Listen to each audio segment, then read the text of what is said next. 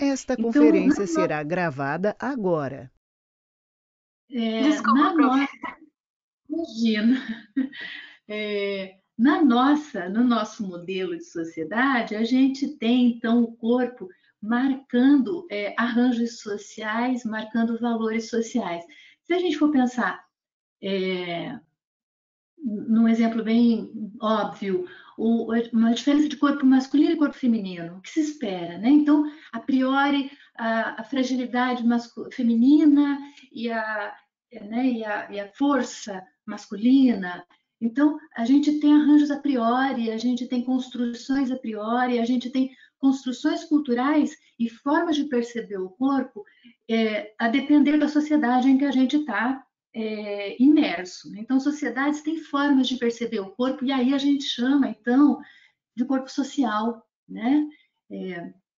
Como representação, né? Como representação, né? Como parte da representação dos valores sociais, né? E o terceiro corpo, que é o corpo político, né? Então, a partir do qual a gente pode pensar a regulação e o controle. Então, a necessidade, não sei se a palavra é necessidade, né? Mas a característica marcada, sobretudo na nossa sociedade, de controlar os corpos, né? De regular os corpos, né? Então, a gente pode partir, além do corpo biológico, que é o corpo que a gente estuda nas ciências né, das ciências da saúde, a gente pode perceber o corpo a partir de várias outras leituras. Essas aqui são 3 leituras possíveis: o corpo individual, o corpo social e o corpo político. A gente consegue, num esforço muito pequeno, olhar o corpo obeso, o corpo gordo, a partir dessas 3 recortes também, né? Será que na saúde, ao final, né, da graduação, a gente está instrumentalizado para perceber o corpo obeso, o corpo gordo, a partir da experiência que as pessoas têm consigo? Será que a gente tem essa fineza de raciocínio? A gente teve leitura suficiente e densidade de conhecimento para fazer essa abordagem e chegar nesse ponto, né, de compreensão? O corpo social, né, como é que os corpos são marcados, como é que os corpos são percebidos, né? Como que o corpo gordo, o corpo obeso é percebido na nossa sociedade? Será que ele não é percebido como preguiçoso, né, compulsivo, né? O que representa? Nós fizemos essa discussão ao longo da graduação de maneira sistemática, séria, sem pré-estabelecidos, né? O corpo político, em que medida, durante a graduação em saúde, a gente faz discussões densas sobre os limites do controle sobre os corpos alheios. Qual é o limite do nosso fazer em saúde? O limite de atuação para o controle, se é que nós estamos autorizados a fazer regulação e controle do corpo de quem quer que seja, né? Então, eu quero chamar a atenção aqui nessa tela para que nós temos um tipo de conhecimento muito firme, mas a gente está a gente tem um conhecimento muito incipiente ainda em várias outras leituras sobre corpo. E quando você está diante de alguém no cuidado em saúde, você está diante de um sujeito complexo, né? Todos nós somos biopsicossociais, vocês, né, são provavelmente familiarizados, né, com esse termo. Então, existe uma complexidade que está ali à sua frente, mas que você só conhece do corpo bio, com a devida firmeza. Né? Pois bem. Você não se inscreve no geral? Agora não dá, eu acho. Mas, tipo, quando manda na hora, você se inscreve. Só um pouquinho. André Luiz Fonseca Dias, o microfone está ligado. Por favor. Obrigada, se quiser passar a tela, pensando aí, então, especificamente no obeso, né? Oi? Naju, pode passar a tela para mim, por favor? Então, se a gente tem essa limitação, né, e a gente tem, então, a nossa formação organizada para o conhecimento biológico, a gente acaba compartilhando voluntária ou involuntariamente, para um olhar patologizante sobre o corpo, né? Sobretudo sobre o corpo gordo, né? Então, a patologização, perdão, né? Do corpo gordo hoje, né? Atualmente, é um discurso bastante consolidado, né? E nós, na saúde, reproduzimos essa patologização, né?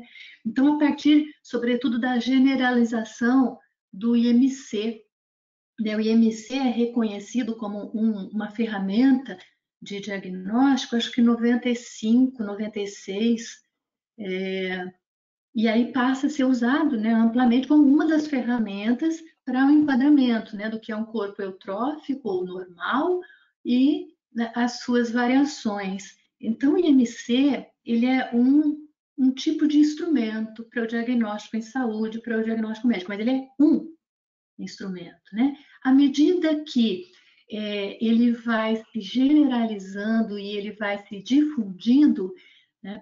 E também o IMC considera somente o componente bio, né? Então, a difusão sem a devida precaução, sem o devido cuidado, sem o devido esclarecimento das limitações dessa ferramenta, traz um risco de transformar um instrumento de diagnóstico, que é mais um e não é o único, num sistema classificatório social, né? Então, o IMC ele é amplamente difundido, né? E à medida que ele é amplamente difundido, ele é também tomado como regra, como meio de classificar socialmente, né? Então, aquilo que é um instrumento para um diagnóstico que precisa ser considerado em conjunto com vários outros elementos, ele é banalizado, ele é generalizado e você cria um tipo de diagnóstico bastante superficial, bastante incipiente, bastante questionável, né?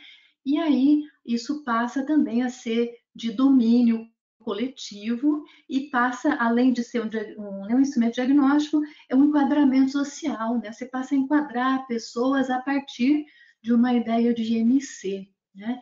Então, a norma ou o normal, sem a devida complexificação, sem a devida associação com outras leituras, com leituras mais densas e mais cuidadosas, acaba justificando e reproduzindo o que a gente vai chamar de gordofobia, né?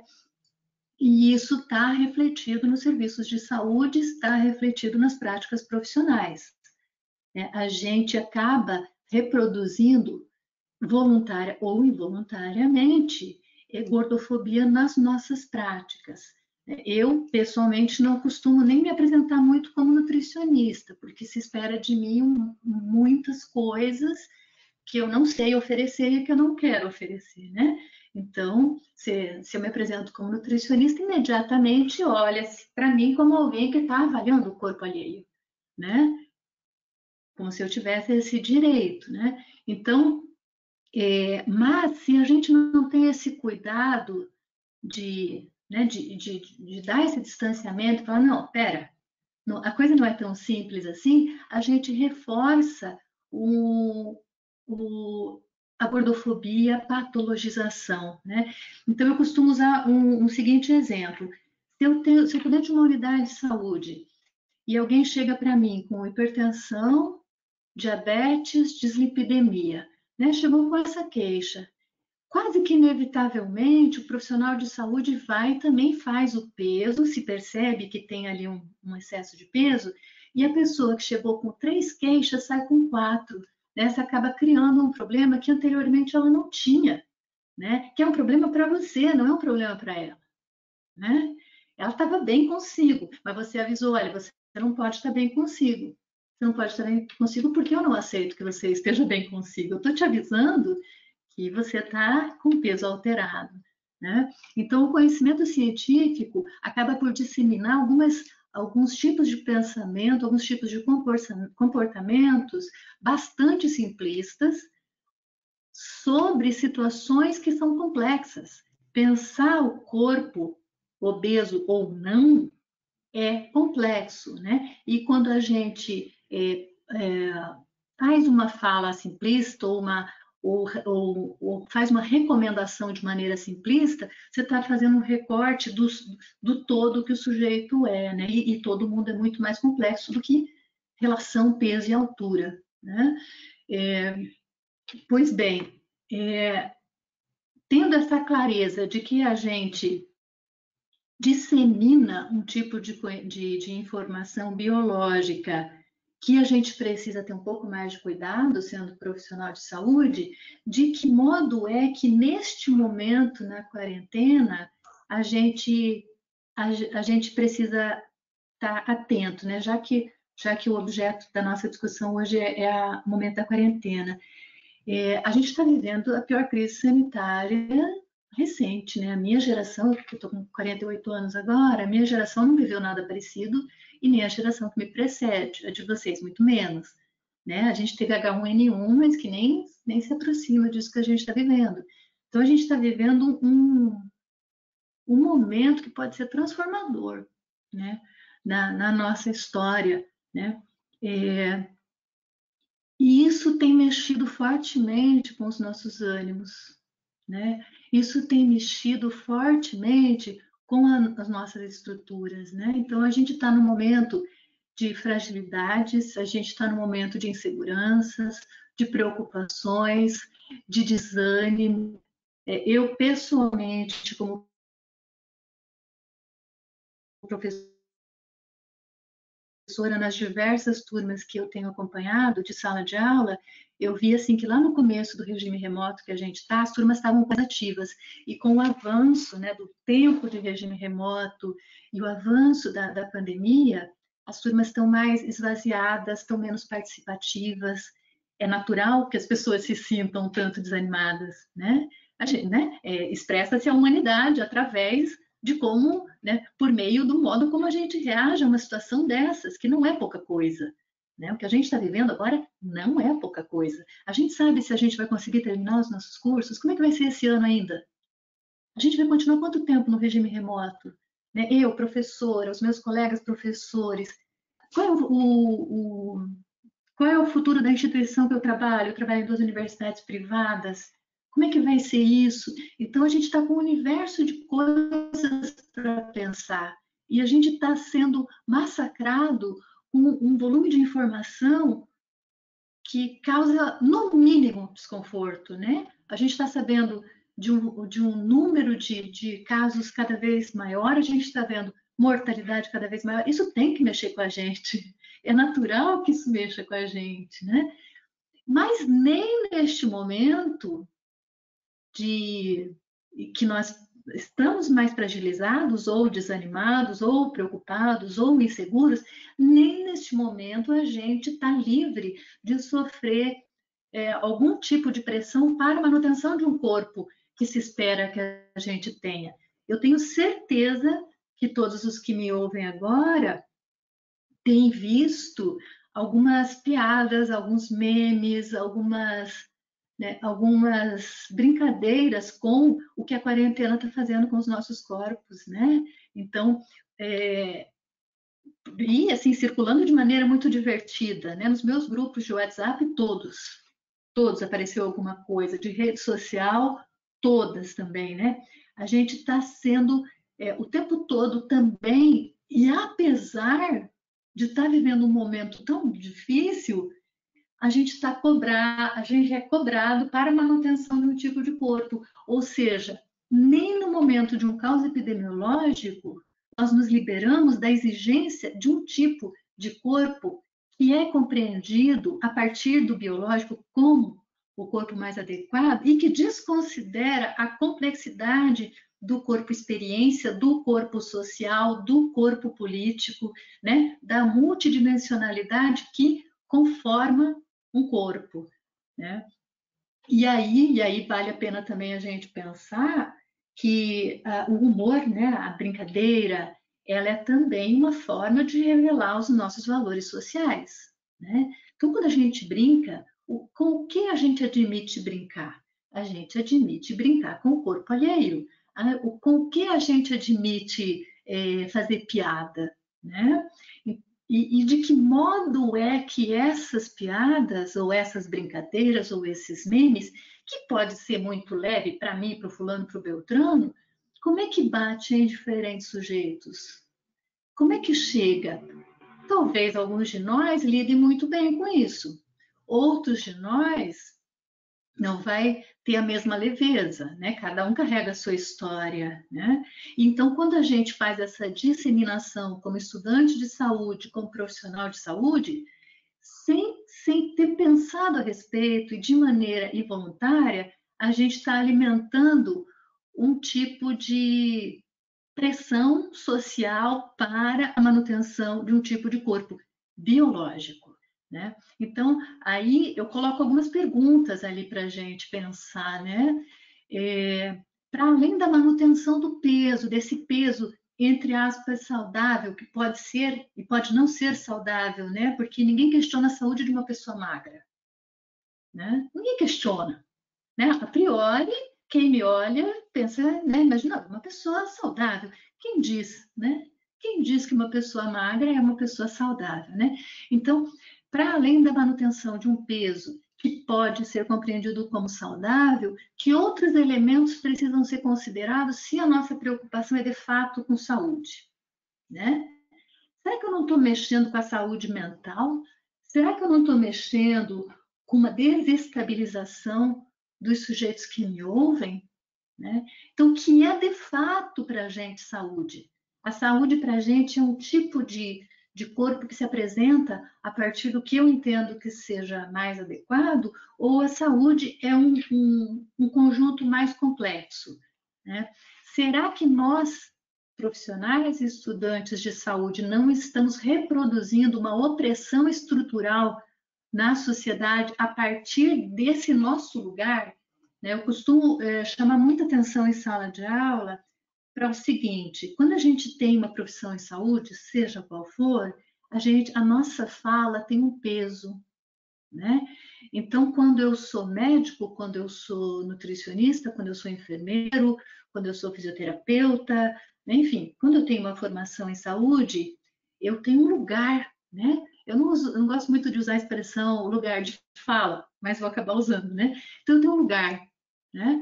E ali, né, se percebe que, né, é aceito que eu sei do que eu estou falando, né? Então, eu entendo de corpo, afinal de contas, eu sou médica, eu sou nutricionista, eu sou enfermeira, né? Então, eu sei de corpo. E quando eu faço uma brincadeira, eu estou usando desse meu lugar para diminuir o outro, né? Para fortalecer a opressão, né? A pressão social que ele já sofre. Então, quando a gente reproduz as formas simplistas de falar, ou quando a gente reproduz brincadeiras ou piadas, tendo estudante e sendo profissional de saúde, isso é mais importante do que uma outra, né, um outro sujeito dentro da sociedade, porque a gente tem um lugar, né, a gente tem um lugar de alguém que supostamente sabe sobre corpo, né? Então, como é que a gente deve avaliar, né, as situações sendo profissional de saúde? Que tipo de cuidado a gente tem que ter quando a gente fala, quando a gente toca em assuntos relativos à saúde, neste caso aqui, nessa nossa conversa, sobre corpo e sobre o corpo gordo, né? Qual é o tipo de cuidado que a gente tem que ter para não cair na esparrela de fazer reprodução de opressão, né? E aí, para tentar fechar um pouquinho da minha fala aqui, porque eu sei que o tempo é curto, pode passar, Maju, a próxima tela? Eu vou fechar com o que eu devia ter começado. Oh, perdão, eu mandei a apresentação equivocada. Eu tinha uma penúltima tela aí, que é a definição de gordofobia, né? Então, o que é a gordofobia, né? A gordofobia são as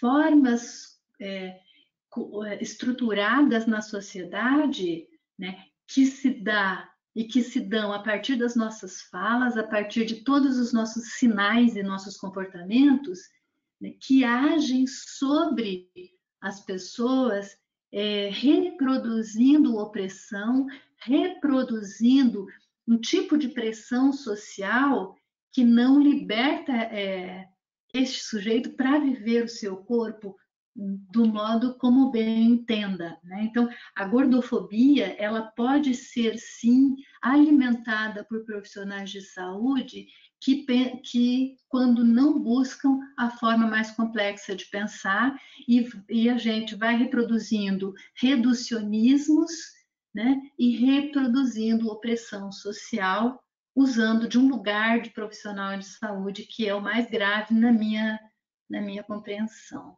né?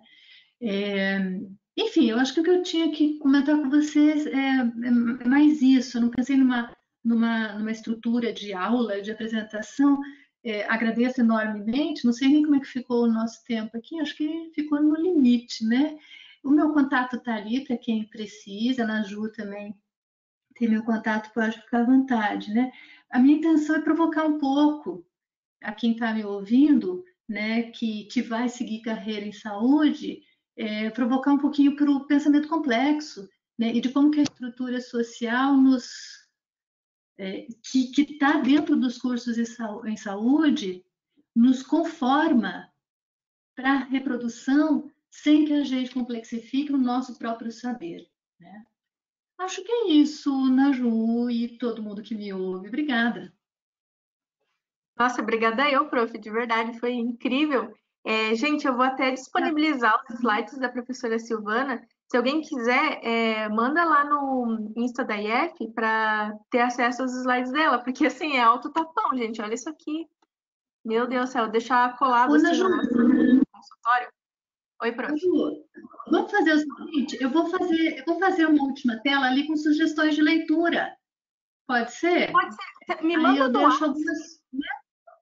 Me manda no ar. Isso, porque daí sugestões para quem queira buscar outras leituras, eu coloco algumas sugestões aí, e aí cada um vai lendo o que quer, tá?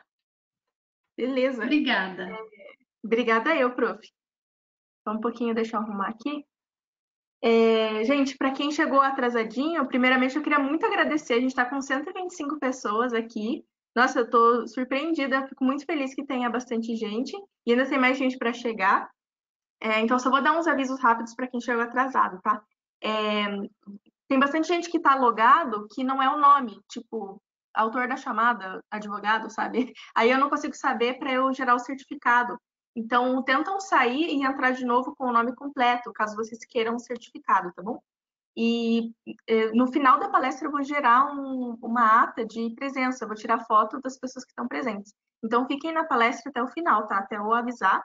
E eu também vou disponibilizar no chat um questionário pós-evento, que vocês vão avaliar anonimamente o evento, para vocês darem sugestões, críticas, do que a gente pode trazer de novo, tá? E deixa eu ver aqui mais. É isso, então, muito obrigada, prof. Eu vou apresentar o nosso segundo palestrante, então. Nosso segundo palestrante é o Vitor Leme. Ele é advogado popular, gordo e ativista. Atua em questões sindicais, estudantis e sempre em defesa da liberdade democrática. Maravilhoso, inclusive. Fica à vontade. Só lembrando que o Vitor vai só falar. Então, aqui na abinha, tem uma abinha aqui em cima, que está escrito ver todos. Daí vocês podem colocar a pessoa que está falando. Daí vocês só verem o Vitor, tá bom? Então, fica à vontade, Vitor. Oi, Naju. Oi, todo mundo.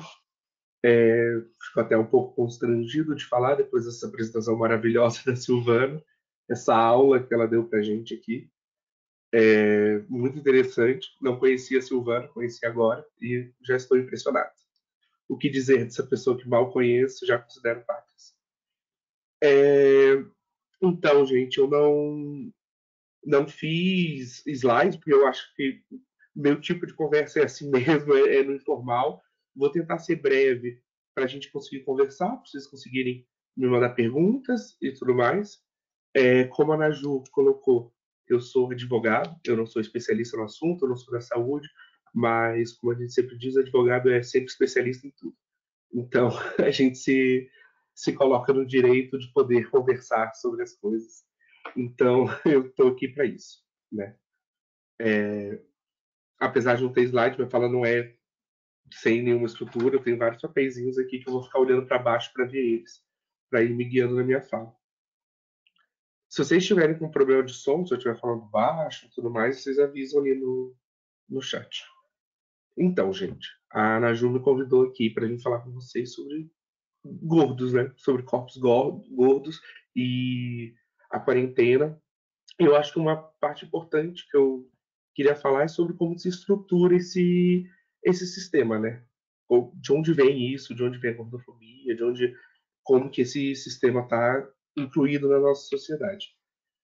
Eu acho que o primeiro que a gente tem que falar, algo que a professora Silvana já falou também, que os corpos gordos são vistos como corpos abjetos, né? São vistos como corpos rejeitados na nossa sociedade, assim como vários outros tipos de corpos, né? Os corpos LGBTs, os homens afeminados, as mulheres masculinizadas, as pessoas trans, os corpos negros, os corpos racializados, no geral, são vistos como corpos abjetos.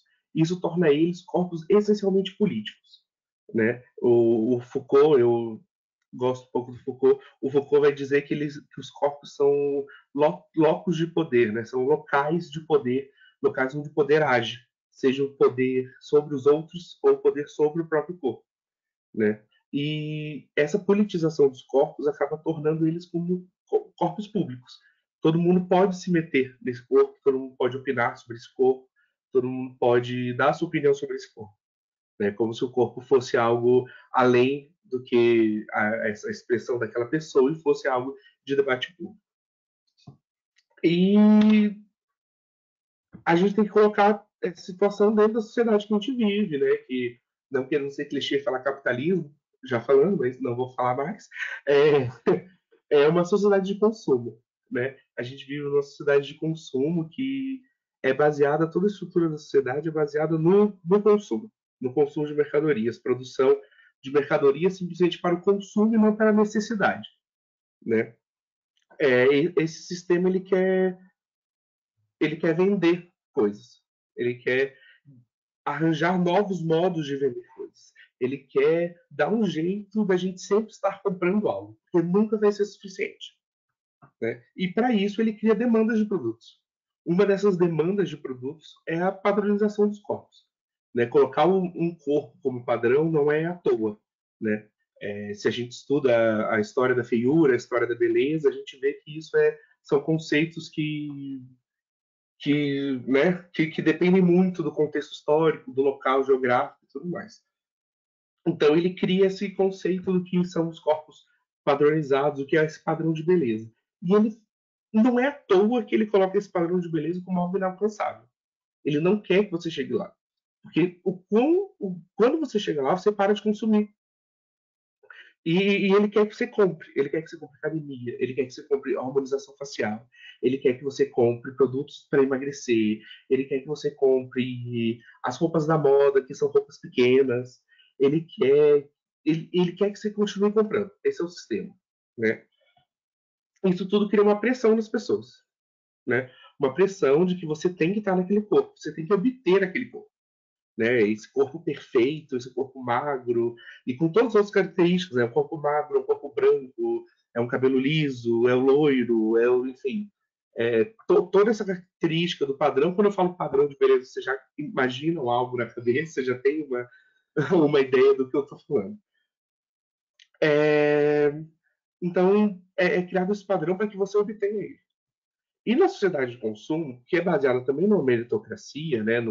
Como se as pessoas conseguissem só aquilo que elas realmente merecem, se esforçaram para isso. Se você não tem algo, você é colocado como uma pessoa que não se esforçou ou que você não quer. Então, se, por exemplo, você não conseguiu comprar um iPhone, é porque você não se esforçou, né? Você não se esforçou o suficiente. Aquela pessoa ali do seu lado que comprou um iPhone, ela sim tem mérito nisso. Ela se esforçou para conseguir isso. E isso se aplica também na questão de corpo, né? Se você não tem o corpo perfeito, é porque você não se esforçou para isso. Aquela pessoa do seu lado com um tanquinho, que nasceu com um tanquinho, o bebê lá saiu, pariu, o bebê já está com um tanquinho, mas essa pessoa que continua com um tanquinho, ela se esforçou para ter esse tanquinho. E você não. E isso cria uma pressão sobre as pessoas gordas, como se, né, sobre várias pessoas, mas aqui o sentido é falar sobre as pessoas gordas, como se a pessoa gorda fosse culpada de alguma forma pelo corpo que tem. Eu acho que culpada entre muitas aspas, porque não é uma culpa, né? Não é necessariamente alguma coisa ruim, mas na sociedade ela é vista como culpada por esse corpo, porque é preguiçosa, porque é compulsiva. A professora Silvana falou maravilhosamente sobre isso. Essa pessoa é culpada, é colocado isso. E a gente vê que não, né?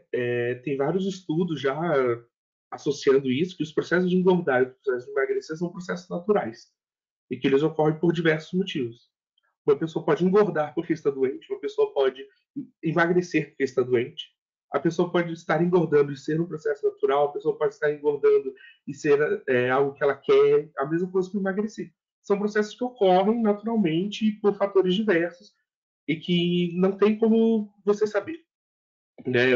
Toda a questão de elogiar porque a pessoa emagreceu e criticar porque a pessoa engordou sem saber de todas as condições que aconteceram ali. E, inclusive, a gente tem que colocar outros fatores aí, além dos fatores pessoais, que são os fatores de classe, raça e gênero, né? Que são fatores que influenciam muito na forma como o corpo age, na forma como as pessoas lidam com o próprio corpo. Né? Sempre foi visto por um tempo, né, no consciente coletivo, que as pessoas gordas eram pessoas ricas, porque tem todo aquele discurso, quando a gente vai falar de pessoa gorda, sempre começa, né? Ah, porque numa tribo, não sei aonde, as pessoas gordas são símbolo de fertilidade.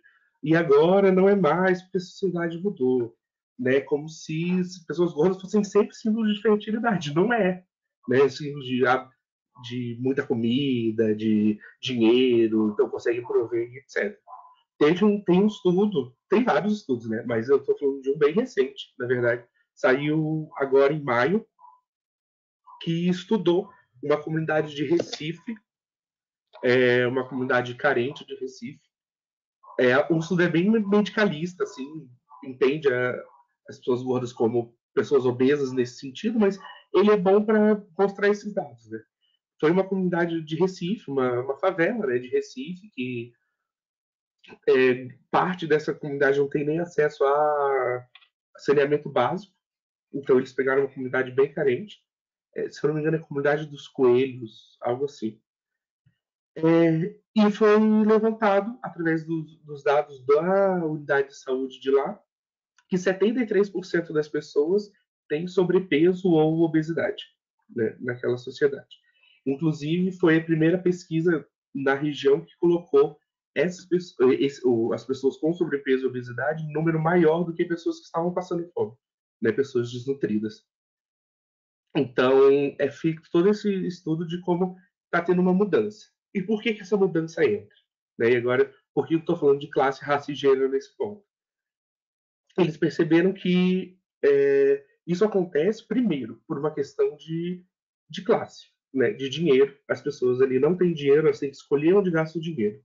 E tendo que escolher onde gastam o dinheiro para sustentar uma família, eles vão comprar aquilo que enche a barriga, né? Aquilo que tem uma demora maior para ser digerido e te deixa saciado por mais tempo. Que nem sempre, diante do dinheiro, é aquilo né, que é menos calórico, que é mais saudável e tudo mais. Isso acontece por causa da condição material, da falta de produtos oferecidos. Né? A pesquisa é bem ampla, ela fala também sobre onde essas pessoas compram. As pessoas compram ou em mercadinhos dentro da própria comunidade ou em supermercados de rede grande perto da comunidade.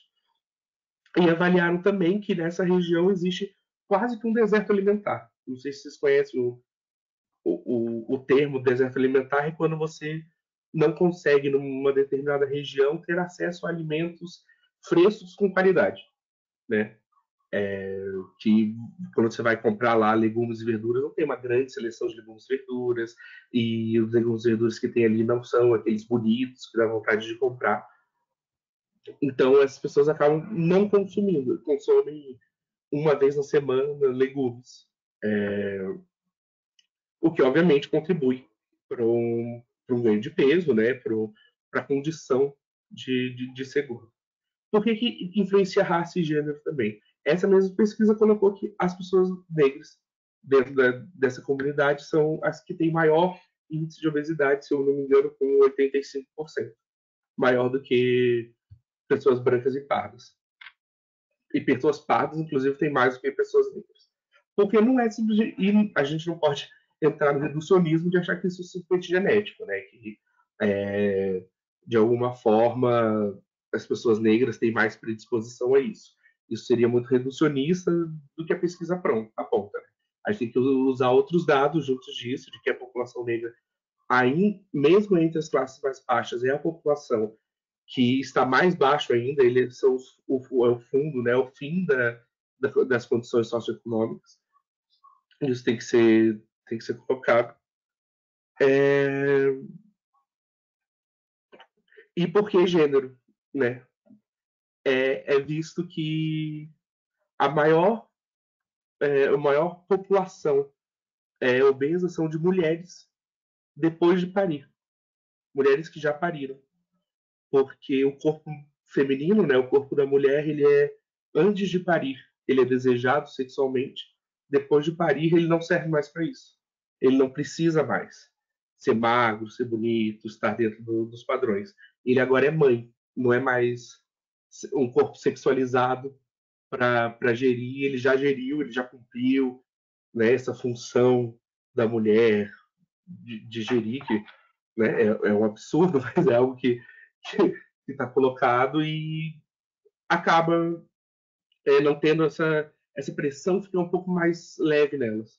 E algo que a própria professora Silvana colocou e que é apontado na pesquisa, que muitas vezes a obesidade, né, como eles colocam lá, é mais uma demanda médica do que uma demanda pessoal. Citando a professora Silvana, a pessoa chega com 3 problemas, sai com 4.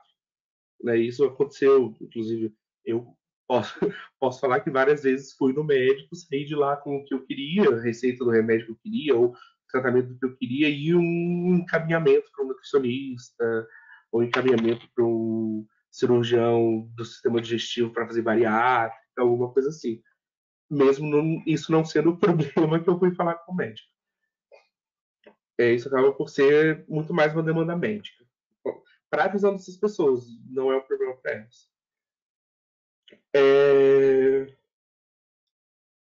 Eu acho que só mais uma coisa que eu queria falar, eu queria trazer essas questões, acho que depois a gente pode conversar mais, mas falando outra questão que sempre é perguntado, sempre é colocado, que é a questão de pressão estética contra a homofobia, né? Qual que é a diferença? E muita gente, quando vai falar de homofobia, e a gente fala bastante sobre essa questão do corpo, de aceitação do corpo, as pessoas falam, mas eu sou magra e eu também sofro, as pessoas dizem que eu não sou tão bonita por ser tão magra. E isso acontece, óbvio que isso acontece, porque eu coloquei, existe um padrão de beleza que é inatingível, né? Um padrão de beleza inalcançável. Mas a pressão estética é isso, né? É isso, é você atingir esse padrão de beleza. Homofobia é muito mais do que isso, né? Homofobia é um sistema que agride as pessoas, que humilha as pessoas, coloca o gordo como motivo de riso, motivo de vergonha alheia, que exclui essas pessoas, porque exclui a acessibilidade dessas pessoas, exclui a possibilidade delas sentarem no banco, exclui a possibilidade delas passarem pela catraca do ônibus, porque ela é feita de uma forma que pessoas gordas não passam. Não que as pessoas tenham isso em mente, mas você não ter isso em mente, quando a gente fala de acessibilidade, você não tem que... Não é que é uma maldade explícita, a pessoa pensou, eu não vou deixar pessoas gordas entrarem aqui. Não é isso. É tipo, você nem considerou que pessoas gordas existem, entendeu? Você nem considerou que pessoas gordas poderiam estar passando por aqui, poderiam entrar nesse lugar. Deixa eu pegar água, estou com boca assim.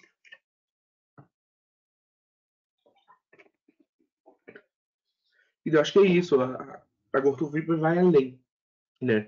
Quando você vê que pessoas gordas são preteridas no mercado de trabalho, quando não tem roupa para as pessoas gordas, ou quando as roupas quando tem são caras.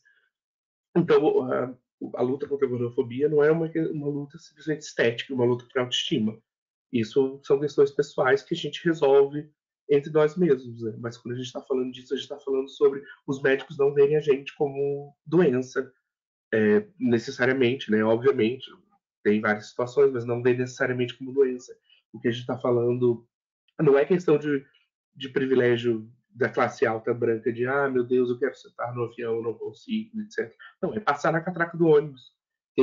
Passou, se eu não me engano, no final do ano passado, uma mulher que ficou presa na catraca do ônibus, demorou meia hora, os bombeiros tiveram que vir para tirar a mulher da catraca do ônibus.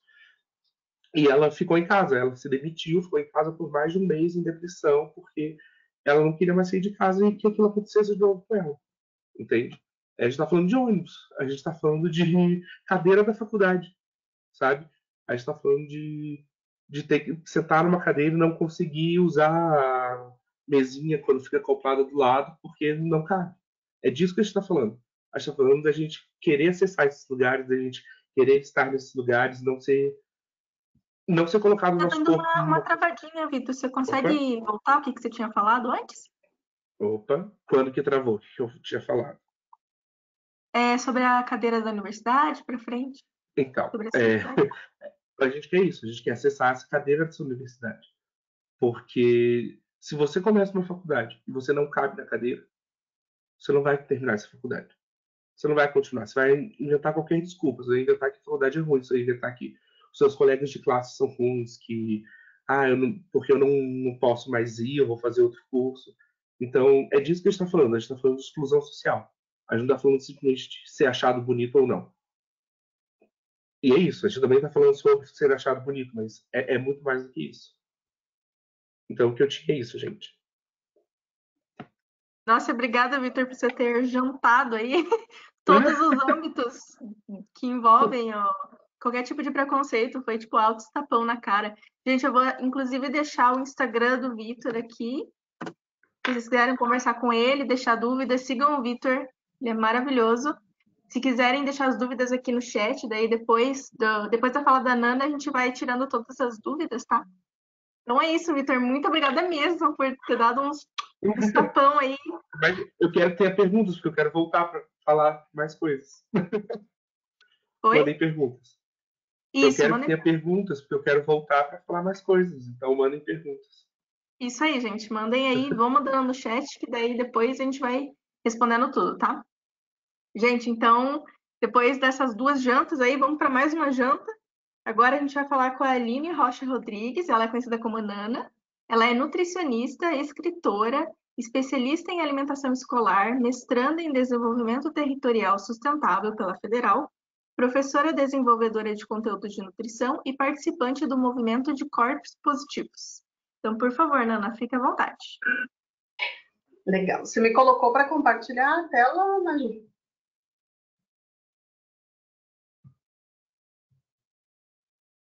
Sim, aham. Ah, tá. Deixa eu ver aqui.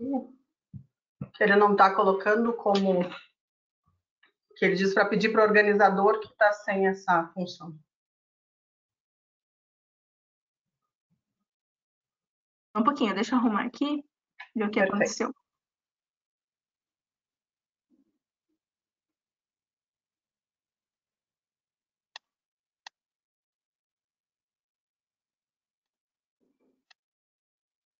Aí, agora foi. Perfeito. Obrigada, Naju. Imagina. Boa noite a todas. Já vou começar pedindo desculpa, porque eu usei uma plataforma para fazer esse slide. Ele ficou um pouquinho claro no meu computador, ele está mais escuro, mas no teste que eu fiz com a Naju está um pouco mais claro. Mas tá para a gente um pouquinho, Nana. Você consegue usar o microfone? Eu não sei o que aconteceu. Tá travando um pouquinho o áudio. Ixi, espera aí, só um pouquinho. Melhorou? Melhorou, aham. Pode continuar.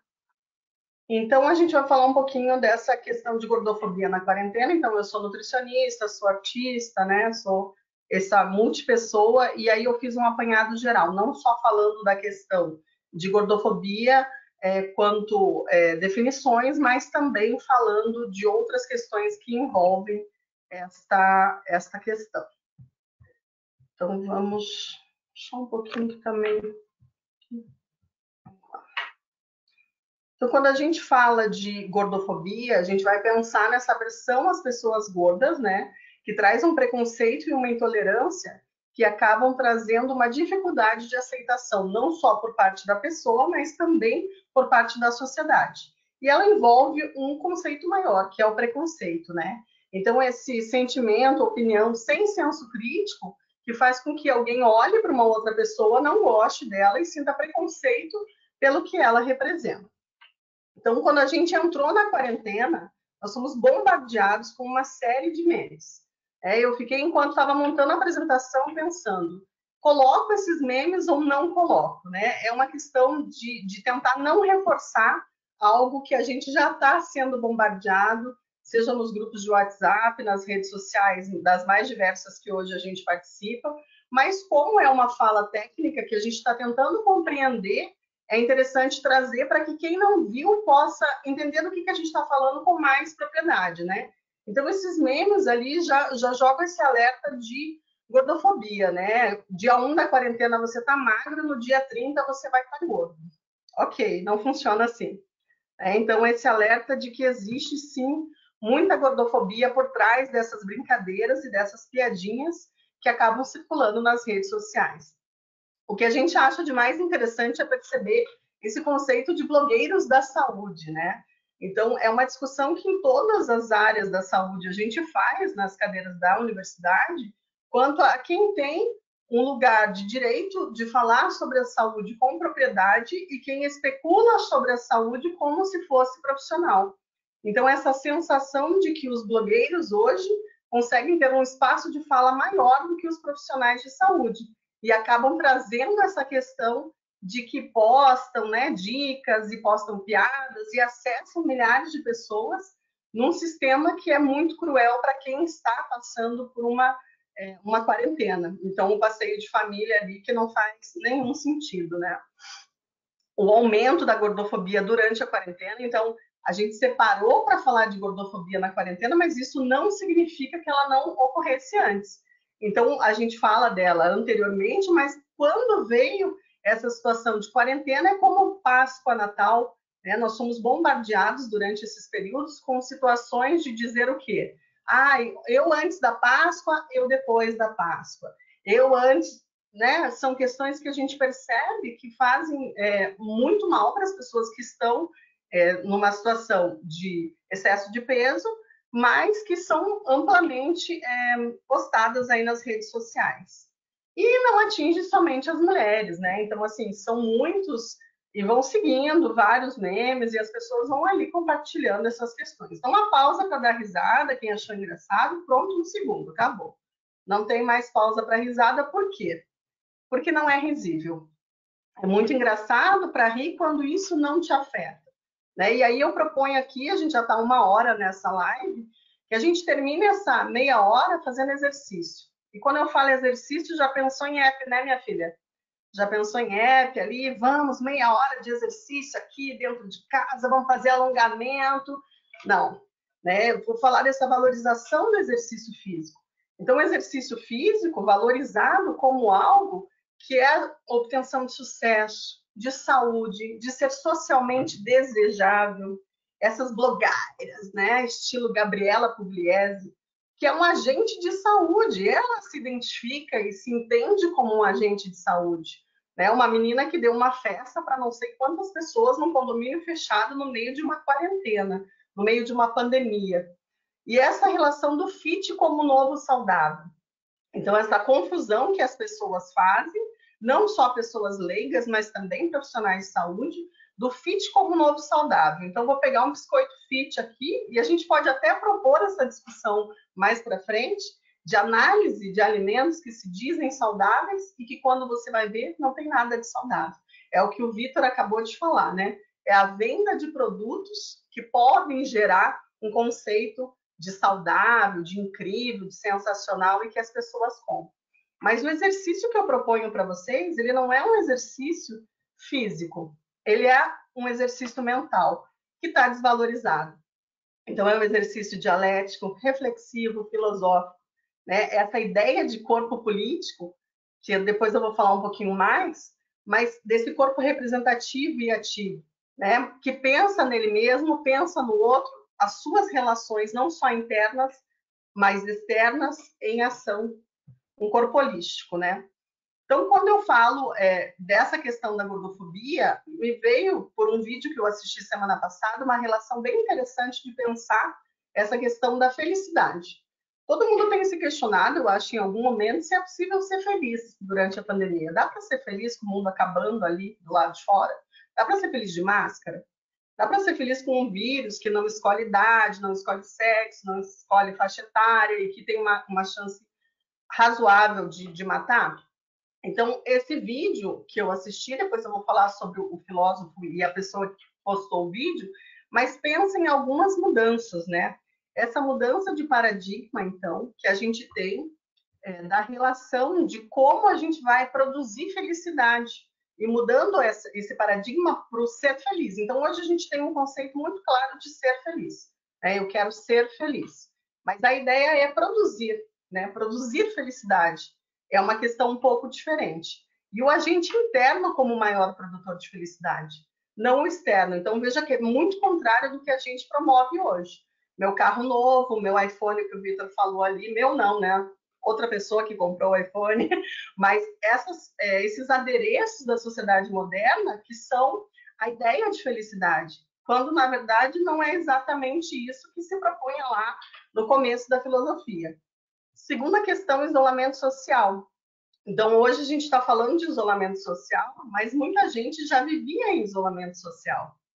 Um isolamento social um pouco diferente, que é causado pelo bullying. Então, muitas vezes, naquela faculdade que a gente não cabe na cadeira, a gente senta lá no fundo, porque tem vergonha de não caber na cadeira. E aí ninguém senta com a gente, porque a gente não é popular, né?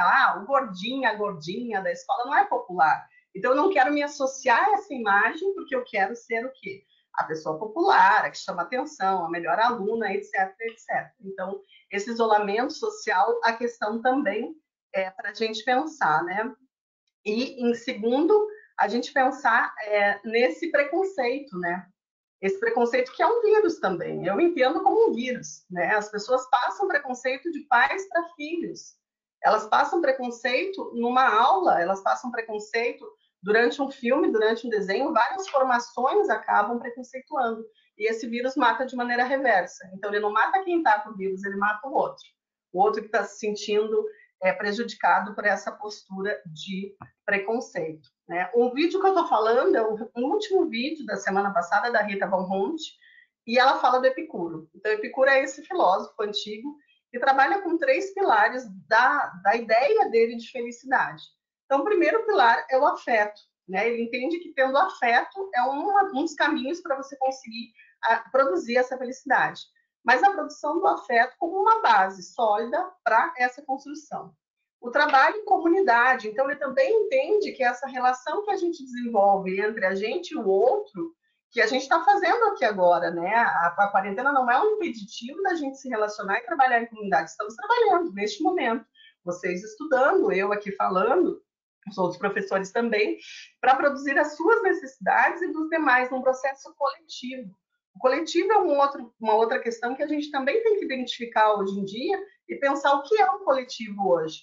Como você participa de um coletivo? Qual é o seu papel no coletivo? E o terceiro, ele acredita que a filosofia, nesse sentido não a matéria que todo mundo foge, né? Mas a filosofia do ato de filosofar, a busca do conhecimento do eu, a relação com o outro, numa busca de um corpo e ser humano holístico. Então, quando a gente pensa no conceito de saúde, a gente está pensando em profissionais de saúde e gordofobia, a gente lembra dessas questões que a saúde não pode ser apontada como uma questão só. São vários fatores que contribuem tanto para a saúde quanto para a doença, né? Então, como que a gente consegue produzir felicidade? Como que a gente produz felicidade no mundo gordofóbico? Como que eu vou trabalhar o afeto se eu enfrento uma ode diária de agressões? Agressões diretas, indiretas, na vaga de emprego que eu não consigo porque eu não sou a cara da saúde. E aí não sou contratada. Né? Na pessoa que ficou presa na catraca do ônibus. Como que eu consigo produzir felicidade se dentro eu tento trabalhar essa questão, né? Trabalhar o meu afeto, mas por fora as pessoas estão trabalhando num sentido contrário, num sentido agressivo, né? Então, a gente tem que refletir que agredir o corpo gordo virou uma prática comum. né? E isso tem um efeito pernicioso, porque ele não destrói somente a questão física da pessoa, não é só uma impossibilidade de supostamente emagrecer ou um ideal de você se tornar melhor emagrecendo, mas você destrói diversas esferas da capacidade. Será que eu sou capaz? Eu sou gordo. Será que eu sou capaz? Será que é possível para mim atingir a felicidade? Eu posso ser amado? Sou gordo. Alguém vai me amar? Tem uma reportagem que eu estava lendo de um professor de São Paulo que trabalha num grande hospital lá, e ele disse que ele estava lendo questões sobre gordofobia, e num dado momento ele acessou uma pesquisa americana na qual universitários diziam que preferiam casar com um assassino do que com uma pessoa gorda. Pausa para o choque, porque realmente é chocante. Você imaginar que alguém prefira se casar com um assassino do que com uma pessoa que tenha sobrepeso, obesidade, né? Mas essa prática de agredir o corpo gordo é legitimado pela sociedade em nome da saúde. Então, você tem que ser saudável. Como o Vitor e a Silvana falaram, você entra no médico porque você não está enxergando direito. Olha, eu estou com um problema que eu não estou mais conseguindo enxergar de perto. Pois é, teria que emagrecer, né? Oi? Então, a gente tem uma relação que vai legitimando tanto a agressão que vem de fora, quanto a gente mesmo se agredir, né? Então, isso tem que ser repensado. E essa agressão é muito estratificada. Então, entre as classes sociais existe uma estratificação. Um sistema agroalimentar perverso. Nós temos aí dois autores sensacionais que hoje estão falando sobre as questões de sistemas agroalimentares. Gerardo Otero, que é um autor mexicano, que ele fala sobre a dieta neoliberal. O que é a dieta neoliberal? É essa dieta que industrializa tudo e que está causando altos níveis de obesidade. E que nem sempre você tem escolha. Quando a gente fala, você tem escolha, você pode escolher se alimentar bem. Não, nem sempre a gente tem escolha. Não só em questão financeira, mas não necessariamente você vai conseguir discernir entre um produto alimentar mais saudável, adequado e outro que não é, né? A indústria está trabalhando incansavelmente para isso. As questões sexuais envolvidas, né? A construção de um estético que atua num estereótipo de corpo belo, bonito, aceitável, saudável.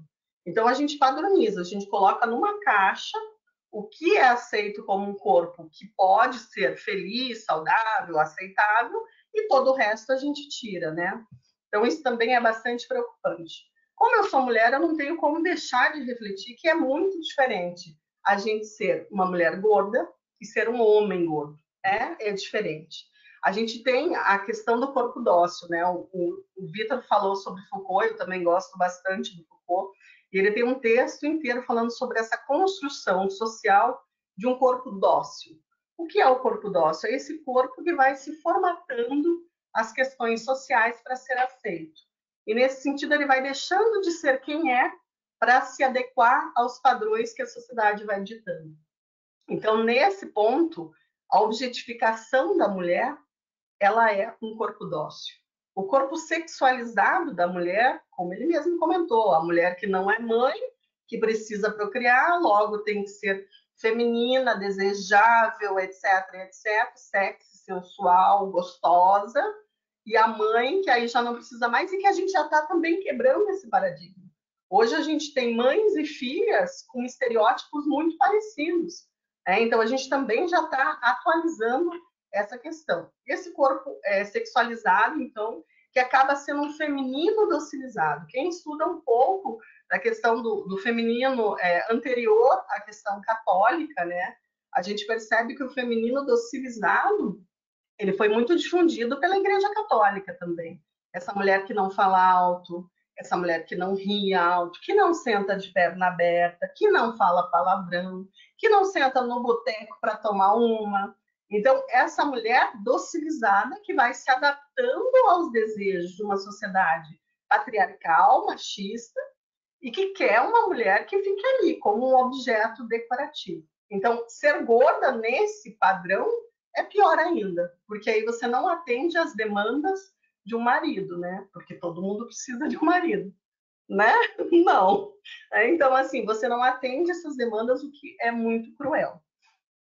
Então, essa construção de um estético unívoco é o que mais preocupa na sociedade atual, e principalmente não só em relação à gordofobia, mas a todos os outras minorias, né? Então, esse conceito que assume que você só pode ser magro para ser saudável. Então, esse é o meu foco de vida. Eu nasci, eu sou um bebê, eu tô ali, a minha mãe está me amamentando, eu já estou com aquele foco. Eu tenho que ser magro. Por quê? Porque aí eu vou ser um foco de felicidade, de sucesso, de desejo, né? Um objetivo do ser humano. Eu nasci para quê? Para ser barriga tanquinho. Ah, eu quero uma barriga negativa, a bunda positiva, o peito lá em cima. A gente vai construindo questões estéticas impossíveis, óbvio, mas que tem um conceito unívoco. Então, só se aceita se for dessa maneira, né? Então, aí a gente tem essa questão, saúde no corpo gordo, doença no corpo gordo, né? É uma discussão muito necessária, mas é meia hora. Meia hora não dá para ter essa discussão, ela é muito longa. É uma proposta também de uma discussão mais para frente, que se possa discutir esses conceitos de saúde, né, depois, quanto à relação do corpo gordo, porque é muito preocupante também você ser um foco de doença o tempo inteiro. E aí a gente fala também na questão da humanização na saúde, né? Todo mundo que estuda na área da saúde, em algum momento, vai falar sobre um atendimento humanizado, né? A ética trata de um tratamento humanizado. Mas como que eu vou fazer um tratamento humanizado se hoje o humano está desumanizado?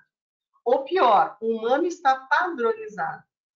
Se eu tenho um padrão de imaginar como o ser humano deve ser, todo aquele que está fora desse padrão, ao entrar no meu atendimento, eu já tenho um preconceito nesse atendimento.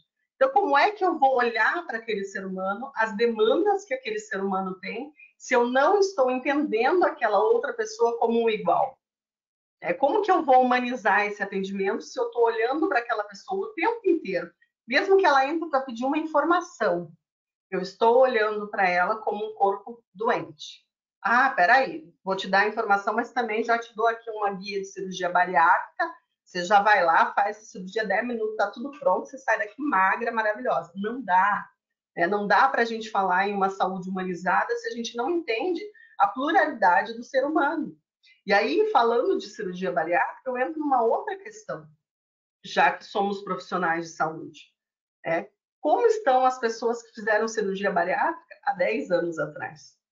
Nada contra e nem a favor, mas se multiplicam histórias de pacientes que têm comido muito, 3, 4, 5 mil calorias por dia, para atingir o peso mínimo para fazer cirurgia bariátrica. Uma cirurgia que tem um índice de mortalidade importante, que tem um acompanhamento que a maioria dos pacientes não faz pós-cirurgia, e que tem uma questão nutricional envolvida muito, muito preocupante.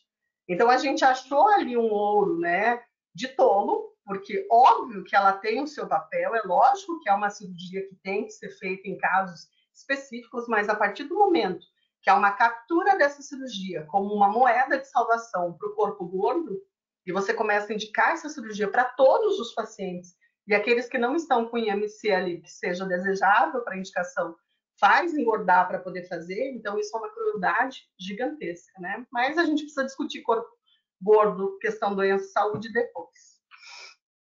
Continuando. Falo muito e falo rápido. Se eu tiver muito, faz uma mãozinha assim, dizendo calma, dá uma baixada, que eu diminuo. Mas essas questões de indicadores de saúde, né? Então, a gente convencionou que corpo gordo é corpo doente. E convencionou que corpo magro é saudável. Então, a gente precisa discutir. Eu posso dizer isso com 100% de certeza, só olhar para a cara da pessoa? Ah, gordo para cá, doente, magro para lá, saudável? Não. Né? Os dois palestrantes anteriores já discutiram isso, não dá para dizer desta maneira. Mas, voltando à questão de gordofobia, né? Pensando nessa venda da beleza, nessa venda de saúde, então, como que a gente produz felicidade com um neocapitalismo aí bombando, e a gente pensar nessa felicidade em umas condições precárias para passar pela pandemia. Várias pessoas estão vivendo em condições precárias, e aí em todos os sentidos, né? Financeiras, emocionais, psicológicas, de moradia, de uma série de questões. É o maior evento de saúde pública do nosso tempo. E isso tem despertado diversos gatilhos. Acho que todo mundo já deve ter ouvido, né? Os memes também capturaram muito a questão do gatilho, mas os memes não capturaram a questão do gatilho negativo.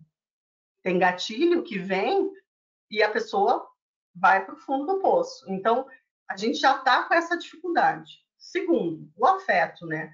A obesidade entrou no rol do grupo de risco. Então, a pessoa está dentro do grupo de risco durante a pandemia. Ela já tem bagagens pré-pandemia. Então, ela já estava com questões que ela tinha para resolver antes da pandemia começar. E a questão de solidão. Muita gente está experimentando ou está ampliando a condição de solidão. Então, você tem que trabalhar tudo isso ao mesmo tempo, enquanto você tem o medo de morrer, o medo de se contaminar, o medo de contaminar quem você ama, ficar sozinho, perde o emprego, pouco dinheiro. Então, são tantas questões que se a gente vai usar memes para provocar gordofobia, para dar gatilhos, para pessoas ficarem ainda pior do que já estão, isso é humano, isso é, né? É uma questão para a gente potencializar no nosso pensamento. E aí os ideais neocapitalistas, né? Então, essa ansiedade do ter ser. Então, eu tenho que ter um corpo magro, eu tenho que ter um cabelo liso, eu tenho que ter uma pele branca, eu tenho que ter... É impossível a quantidade de coisas que a gente tem que ter, entre aspas, e quanto a gente consegue ser isso tudo, né?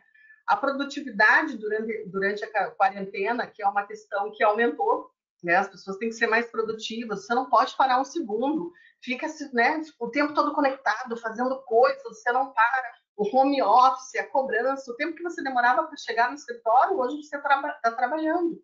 Acho que é aumento da carga horária, as pessoas estão trabalhando entre 10 e 12 horas, né? Esse aumento de demandas. As rotas de fuga, tem muitas pessoas fazendo uso de bebida alcoólica, drogas, o alimento como uma rota de fuga. Então, o que a gente vai substituir? A saída, a vida social, quais são essas substituições que a gente faz?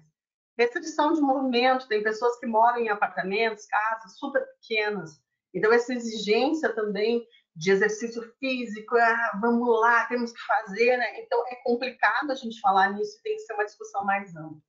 E essa venda de um ideal de sucesso e fracasso. Então, quem merece fracassar ou fracassou, e quem merece vencer ou venceu. A Adele, né? Eu falo Adele, mas o pessoal gosta de Adele, mas o meu inglês é britânico, então, mas tirando a risada, mas assim, ela apareceu magra, né? Foi comemorar o seu aniversário, postou uma foto numa rede social e apareceu magra. A quantidade de pessoas dizendo que agora sim ela é uma cantora de sucesso, agora sim ela está no auge, ela está melhor do que nunca, sendo que ela já era sensacional, fantástica, sem defeitos. Então, essa questão de você jogar no outro, não, agora você venceu, amiga, você está magra. A pessoa tem uma doença grave. Ela emagreceu porque estava com uma doença grave, não a Adele, né? Outra pessoa. E aí você vai parabenizar a pessoa porque ela emagreceu. Ah, o pai da pessoa morreu. Ai, você emagreceu, nossa, sabe? São questões de insanidade mesmo que a gente vai trabalhando como normais, né? Então, essas piadas para pessoas gordas, elas não colaboram em nada, elas não são engraçadas. Então, além da ansiedade que a gente já tem, a gente tem que ficar lidando com isso. Ataque de hackers que o tempo todo, gorda de branco, você vai casar, mas está gorda, você vai gorda na piscina, vai sair, sabe? Diariamente, é o tempo inteiro você lidando com essas questões. O julgamento, né? O julgamento que não entende o real dano que ele causa. A insegurança em todas as áreas. Esse ódio ao próprio corpo que essas piadas promovem. Tentativas de suicídio. A gente ainda não fez um levantamento do recebimento de ligações para aquelas linhas de apoio quanto a suicídio agora na quarentena. A exposição ao risco de dietas restritivas, uma coisa que a gente tem discutido muito na nutrição, é o fato de que não é uma indicação você fazer uma dieta restritiva no momento de pandemia, porque um dos pilares da nossa imunidade está alocado na dieta, né? Uma dieta variada, uma dieta que tenha todos os nutrientes, mas as pessoas vão fazer uma dieta de 6 copos de água por dia e um ovo, uma batata doce, um pedaço de frango minúsculo. Por quê? Porque elas querem atingir um ideal estético padronizado. Essas práticas de atividade física que a gente tem visto demais, pessoas quebrando o isolamento sem pensar nos outros, porque precisa dar a corridinha no Parque Barigui. Porque eu não posso ficar parado, porque tudo bem, deixa, só uma corridinha. Agora, se eu acho que eu tenho que fazer uma corridinha, temos quantos? 184 pessoas aqui. Se metade resolver fazer uma corridinha no mesmo horário, acabou o isolamento social, né? E essas atividades físicas que a gente tem visto através dessas lives, sem orientação profissional. Então, o Zezinho acorda, ele resolve fazer uma live de atividade física, vai todo mundo lá fazer com o que tem em casa, pega lá 5 quilos de arroz.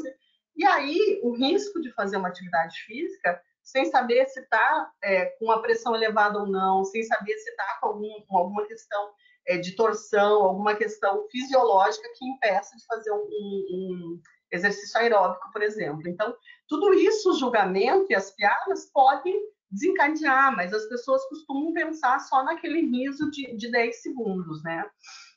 Então, também uma outra questão que a gente tem que pensar são das pessoas obesas, gordas, com sobrepeso, como pessoas de segunda classe. Então, a gente tem um costume de colocar as pessoas como primeira e segunda classe. Tem privilégio, primeira classe. Não tem, vai ali, segunda classe. Né? E essa questão, ela é cruel. Né? E aí você reflete ainda mais. Quando esse julgamento, piada, etc., vem de pessoas que são próximas, aí você tem uma questão muito mais profunda. Então, muita gente sofre julgamento dos pais, namorado, esposo, namorada, esposa, companheiros em geral, dos amigos, e acaba guardando aquilo e calado. Então, isso sim é pesado, né? A gente pensar que pessoas públicas e pessoas próximas possam estar fazendo bullying com alguém através de piadas gordofóbicas. Por fim, né? Mas dá uma luz no fim do túnel, senão as pessoas vão terminar a live chorando, né? Eu, inclusive, mas não é essa a ideia. A ideia é a gente discutir profundamente os assuntos, mas também apontar algumas questões que são muito interessantes. O corpo positivo, né, que no Brasil representa uma hashtag chamada Vai Ter Gorda Sim, ele é um movimento que vem trabalhando essas questões, né? Então, ela é um trabalho com relacionamento que você tem contigo mesmo, que você tem com o outro, desse corpo que pode ser positivo, que ele é único, que é exclusivo, que é perfeito e também poderoso, né? Então, você não é mais visto como um alvo de chacota ou de doença. O seu corpo também é poderoso. Ele te leva para uma série de lugares. Ele viaja contigo. Ele sobe uma montanha. Ele vai numa praia. Ele vai numa festa. Ele está contigo o tempo todo. Então, esse corpo ele é perfeito e poderoso, sim, independente do padrão estético que a gente tenha, entre aspas, optado nessa modernidade. A exposição do corpo gordo também, né? Então, é um movimento que começou na década de 90, ele era bastante erótico na década de 90, ele vem caminhando para outro rumo, ainda tem a questão erótica, mas caminha para um outro rumo, mas com o intuito dessa valorização, né? Desse corpo em perfeito estado de funcionamento. Aí é que tá. O que é o perfeito estado de funcionamento? Somente a barriga tanquinho? Né? Não, o nosso corpo é arcabouço de riquezas, de saberes, de vivências, de belezas outras, porque o que eu acho beleza, a Naju pode achar diferente, a Silvana pode achar diferente, o Vitor pode achar diferente, né? A gente não sai num grupo e todo mundo quer a mesma pessoa, a gente pode querer pessoas diferentes em todos os sentidos, né? E a gente acaba tratando, então, o corpo como um receptáculo de uma beleza estética padronizada. Beleza, seu corpo só serve para ser bonito. Todo o resto de coisas que acontecem nesse inteirinho não servem para nada. Se você não é bonito, senta ali, Cláudia. Não, né? A gente tem que pensar um pouco melhor nesse sentido. E pensar nesse sofrimento. Então, como um profissional de saúde, a pessoa vai te procurar. Você vai gerar mais sofrimento ou você vai tentar ajudar? Porque o sofrimento, ele é um sofrimento sem fim. Por que eu falo nesse sem fim? Então, hoje a gente tem pessoas eutróficas, até, enquanto eu estava fazendo, estava me questionando, né? Eutrófica é uma palavra que geral já nem usa mais, né? Assim, eutrófica sumiu do mapa. Vou colocar normal ali, sendo uma palavra que eu também não acho que defina, mas coloquei entre aspas para a gente só ter uma palavra para falar sobre isso. Mas se uma pessoa normal, que tem um corpo que está ali de acordo com o estético comercial de hoje, acorda de manhã e fala, eu tô um lixo. Eu acompanho muita gente nas redes sociais. E tem muita gente de 15 a 25 anos que eu acompanho com bastante frequência para entender esse comportamento da geração que veio depois da minha. E aí eu começo a perceber que tem muitas meninas, principalmente, postando fotos com o cabelo liso, maquiagem ok, a unha tá ok, tá tudo ok. Mas a pessoa tem um micro furinho na perna. E a pessoa posta, meu Deus, lixo. Estou me sentindo um lixo. Acordei horrível hoje, não tenho como sair de casa. Então você pense aí na sua filosofia de vida, se você, cheia de privilégios, branca, jovem, estudante, com acesso a uma série de coisas, acordou se sentindo um lixo, como acordou todas as outras minorias? Como que elas acordaram? E se eu olho para a tua foto perfeita, e aí eu vou dizer, tá um lixo, o que é a minha foto? Como que eu vou me sentir? Então, essa ideia que muitas vezes a gente não reflete, né? A gente não reflete que o nosso posicionamento enquanto corpo político, porque o nosso corpo ele não é outra coisa senão político, o que ele reflete? Né? Então, eu me achar um lixo, sendo que eu já estou dentro do padrão vigente e estou confortável, eu me achar um lixo, eu posso gerar um sofrimento sem fim em outras pessoas. Então, esses caminhos que eu sugiro a partir dessas reflexões, primeiro, visibilidade, né? Tem que ter representatividade de pessoas gordas. E não só gordas, né? Outros tipos de corpos têm que estar representados, sim. Só que fora de um estereótipo. Se a gente pega hoje a representação que a gente tem, Brasil, Estados Unidos, Europa nem tanto, mas um pouco. A gente tem aquele gordo engraçado porque é obrigado. Você nasceu gordo, você é obrigado a ser engraçado. Você vai ter que fazer piada o dia inteiro, a vida inteira, porque as pessoas querem isso, elas querem que o gordo seja engraçado. Não é. Preguiçoso, desleixado, burro, sujo, nojento, desastrado. Conta aí quantos filmes você já viu que o gordo entrou em cena derrubando coisas, seja comida na própria roupa. A Netflix tem um filme agora, há pouco tempo, que a mulher gorda acorda um belo dia, um cara maravilhoso vai ser o parceiro dela. Meu, olha o estereótipo que eles lançam sobre aquela atriz, como alguém que é o tempo todo desastrada, o tempo todo com comportamentos, entende? Então, a gente vai reforçando estereótipos e criando estereótipo em cima de estereótipo. Mas a visibilidade, ela é um caminho. Foi caminho de outras minorias, funciona. Mas essa representatividade tem que ser pensada. Pensar que gordo, gorda não é xingamento. Então, já tem até um livro que uma modelo plus size fez, falando gordo não é xingamento. Então, os movimentos sociais, eles têm obrigação de combater o preconceito, seja ele qual for. E criminalização de gordofobia como preconceito. Hoje ela não consta no rol, né? Então ela não é, entre aspas, criminalizada. Existem brechas que a gente pode criminalizar? Sim, existe.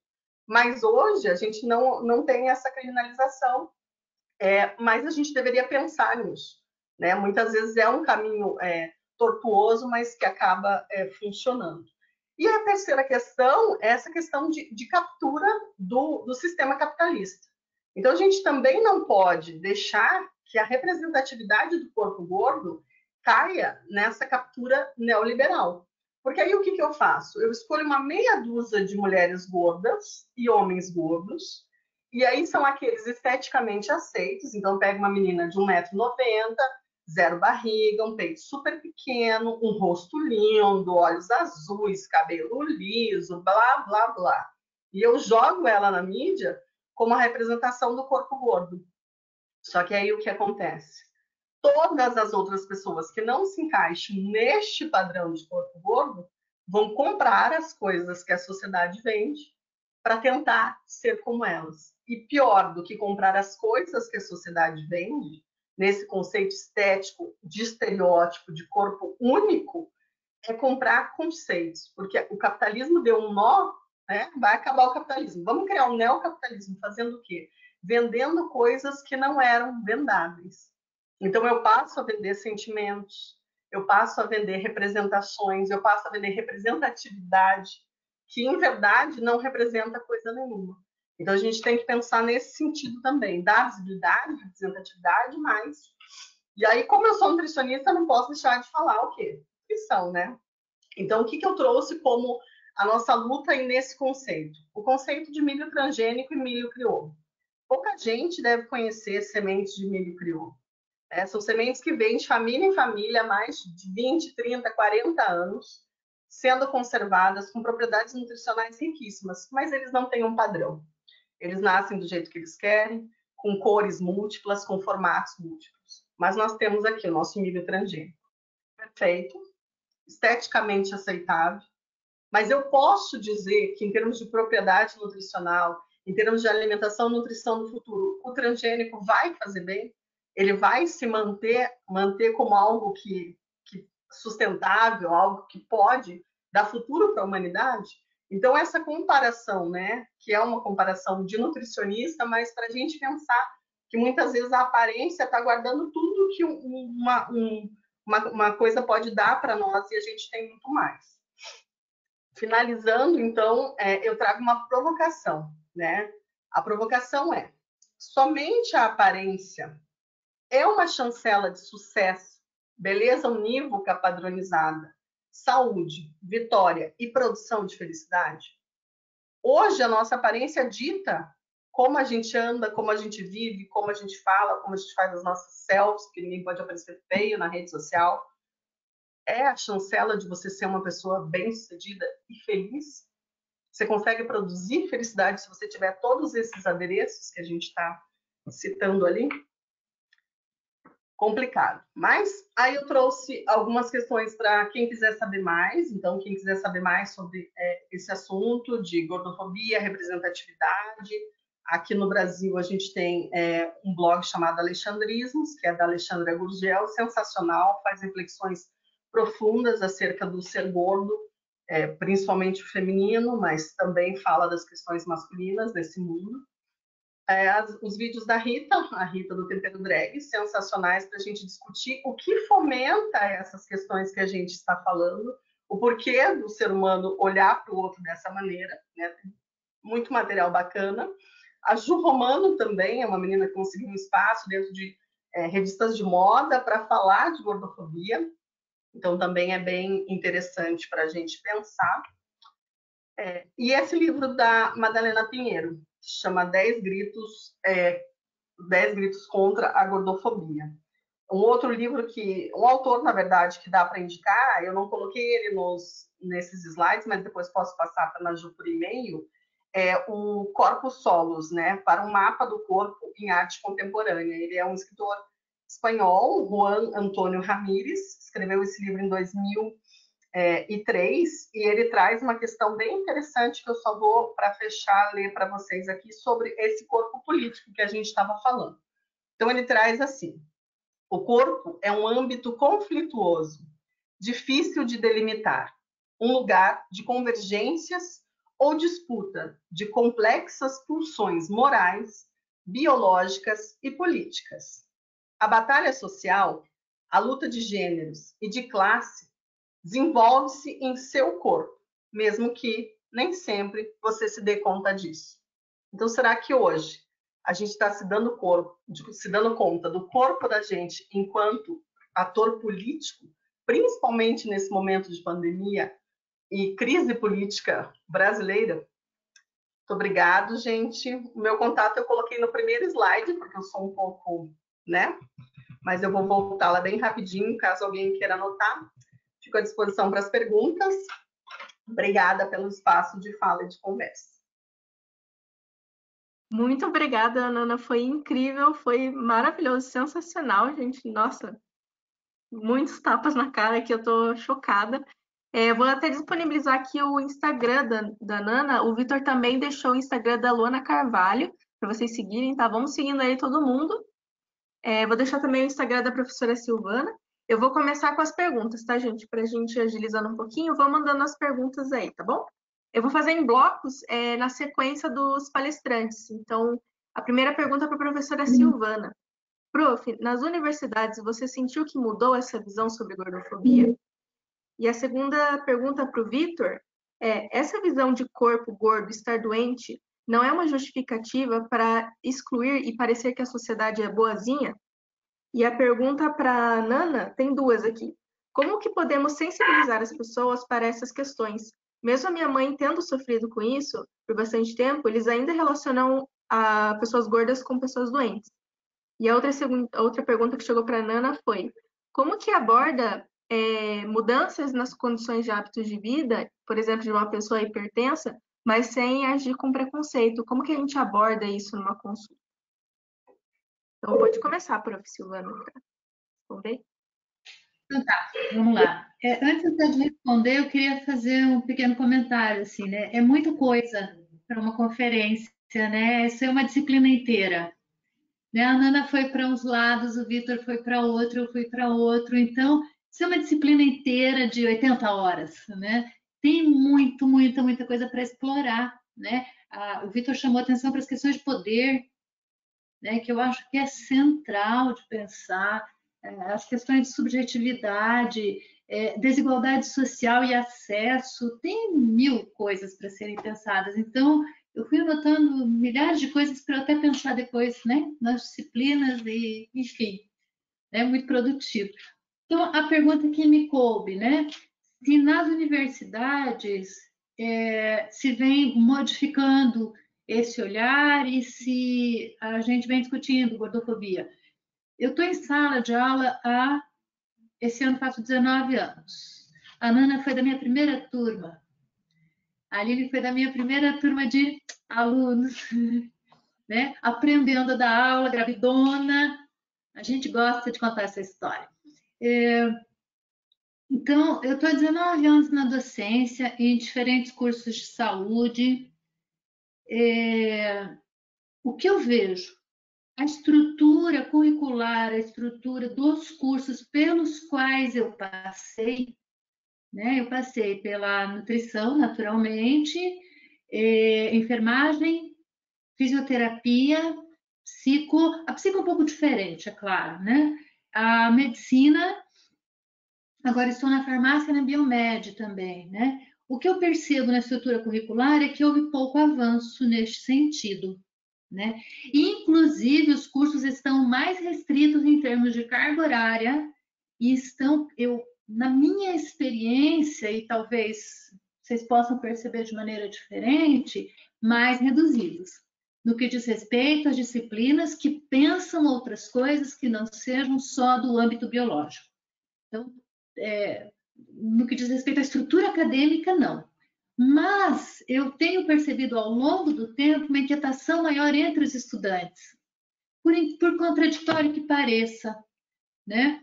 Então, eu acho que tem um desconforto entre os estudantes que eu acho muito interessante de trabalhar. Eu tive a felicidade de trabalhar 2 anos atrás, ano passado, 2018, orientar um TCC em nutrição, discutindo corpo e corporeidade, né, a experiência de corpo entre mulheres pós-bariátrica, né, numa leitura de pensar o corpo de uma maneira mais generosa com a experiência alheia.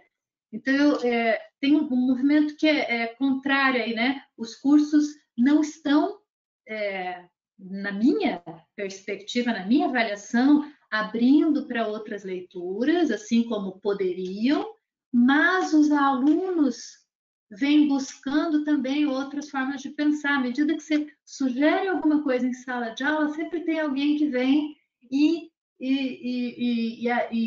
abarca a ideia, né? Então, tem um avanço, mas muito mais da necessidade expressa por alguns alunos do que propriamente das estruturas curriculares dos cursos em saúde, o que é uma pena, né? Pensando na estrutura curricular. E para mim é muito marcado, assim, que a gente é formado para reproduzir e não para questionar ou complexificar a realidade que se apresenta, né? Nós somos formados para reprodução de modelo, né? Não sei se eu respondi. O que eu consigo pensar é isso. Obrigada, prof. Foi bem elucidativo. Vitor, chegou 3 questões, na verdade, para você. Chegaram agora. A primeira foi Se a sociedade achar que gordos são doentes é uma justificativa para dar a impressão de que é boazinha. E chegou mais duas aqui, deixa eu pegar. Segunda, a Beatriz Figueiredo, sua amiga. Vitor, querido, eu cheguei atrasado, então perdão se já foi tratado o assunto. Mas qual seria a melhor maneira de abordar a obesidade do paciente quando ele está de fato prejudicando a saúde dele? Mas em uma questão objetiva mesmo, por causa de algum problema específico, para conseguir conversar com a pessoa de maneira que ela se sinta confortável, e não fechar uma porta, ativar um modo autodefensivo, por acabar repetindo a fala de tantos médicos que já chegaram presumindo coisas, mandando emagrecer por doenças que não têm nada a ver, etc. E mais uma perguntinha que chegou para você, Vitor, é como lidar com a saúde psicológica de alguém gordo quando está sofrendo preconceito dentro de casa? Tá. Vou tentar responder rapidinho aí. Então, gente, acho que primeiro sobre a questão da visão do... Eu estava anotando isso. Da visão do corpo gordo, ver como doente para a sociedade ser boazinha. Eu acho que nem é isso. Eu acho que ela não nem passa a imagem de boazinha com isso. É óbvio que é só uma desculpa para continuar, como a Silvana colocou muito bem, continuar agindo politicamente sobre aquele corpo, né? Sobre regulação e controle daquele corpo. É a forma como a sociedade, né, que age por diferentes sistemas, né, diferentes mecanismos de controle. Esse é um dos mecanismos de controle, é o discurso médico. O discurso médico é um mecanismo de controle muito forte. Durante toda a nossa história a gente vê isso, né? Já teve esse discurso médico de controle sobre os criminosos. Os criminosos já foram vistos do ponto de vista médico. O tamanho da testa, a distância entre o olho e tudo mais. Isso já foi considerado como argumento, né? Como um discurso médico que justificava a prisão de algumas pessoas, né? E hoje em dia esse discurso médico é usado para dizer quem é o normal, para colocar qual é o corpo normalizado. Porque a partir do momento que você decide que aquilo é uma doença, você coloca o discurso médico contra aquela situação, aquela condição da pessoa, você medicaliza, né? Você coloca que essa pessoa não é normal e o normal é outro. Isso acontece com as pessoas trans, que são medicalizadas ainda, por mais que tenha saído do novo CID, né? Continuam sendo medicalizados nesse sentido de não ser normais. Acontece com as pessoas intersexuais, que são vistas também de forma médica excludente. Então é isso, o discurso médico é um dos mecanismos que a sociedade tem para excluir, né? Para colocar à margem essa pessoa, para marginalizar e precarizar a vida dessa pessoa. Então eu não acho que seja para ser bonzinho, não. Eu acho que é algo que usa e usa há muito tempo para excluir pessoas. Por isso que é muito importante que vocês que são da saúde, fazem medicina, vão ser médicos, tenham noção sobre o que o discurso médico causa dentro da sociedade. Qual que é o papel de vocês, né? Se é perpetuar essas exclusões através de discursos, entre aspas, técnicos, que muitas vezes não são, porque a ciência também não é neutra. Então é isso. Inclusive, o que eu falei, eu estou me estendendo um pouco mais do que eu queria, mas o que eu falei lá de ser reducionista, de pegar um dado e colocar como uma razão, né? Criar correlação onde não tem, criar causa e efeito onde é só correlação, na verdade. Isso é muito importante. Por exemplo, a questão teve esses dias toda uma polêmica porque numa live o Drauzio Varela falou de pessoas gordas, que elas são um grupo de risco do Covid e tudo mais, como colocando meio que culpa nas pessoas que têm um modo de vida desregrado, alguma coisa assim. Eu acho que isso é muito para a gente pensar, né? Por que isso é colocado? Porque a partir do momento que você pega os dados das pessoas que estão morrendo por Covid, das pessoas que estão contraindo Covid, você vai ver também que tem um nível de mortalidade muito mais alto entre as pessoas pobres, as pessoas de classe econômica mais baixa. E não é colocado que a pobreza, né, é um fator de risco. Então, até onde esses dados, até onde essa ciência é realmente algo neutro. Enfim, é essa situação. A outra questão que é como abordar, né, por exemplo, se for necessário, né, se medicamente, dentro da sua visão, for necessário a pessoa adotar uma dieta ou perder peso, mesmo que às vezes é necessário, como abordar isso? Eu acho que a melhor forma é conversando mesmo. Expondo para a pessoa, mas não de uma forma arrogante, não falando, você tem que perder peso. É expor de uma forma como uma opção para ela.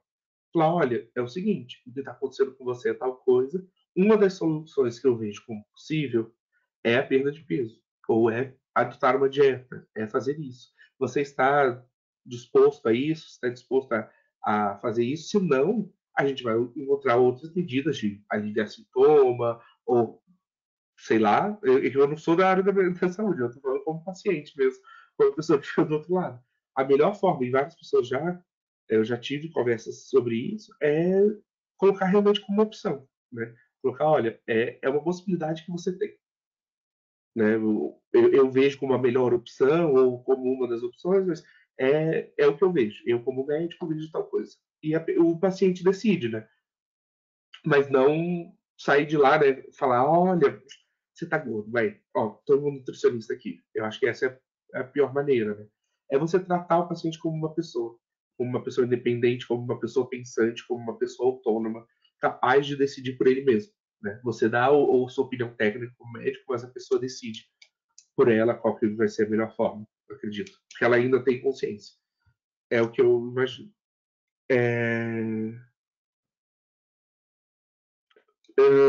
Qual que era a terceira? Eu esqueci.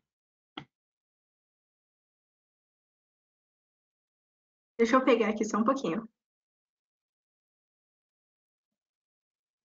Como lidar com a saúde psicológica de alguém gordo quando o preconceito está dentro de casa? Gente, isso é terrível. Assim.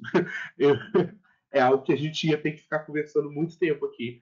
Mas, em grande resumo, assim, como pessoas gordas, pessoas LGBTs que sofrem, né, preconceito dentro de casa, eu acho que a melhor forma é tentar explicar isso para as pessoas, né? Tentar colocar a sua posição, colocar que você não acha isso um problema, que você é dessa forma, você se entende assim, você se sente bem assim, e que elas deveriam parar, porque normalmente se está dentro de casa são pessoas que em tese te amam, né? Em tese te querem bem. Então ter essa conversa franca. Funcionou um pouco em casa, não vou não, tô dando de experiência própria mesmo, de colocar a sua posição. De, olha, é isso que vai acontecer, não vai mudar disso. Né? Eu sou quem eu sou dessa forma. Ixi, acho que. Pronto. Aí. Basicamente é isso. Mas é uma conversa bem longa, que bem difícil, bem complicada.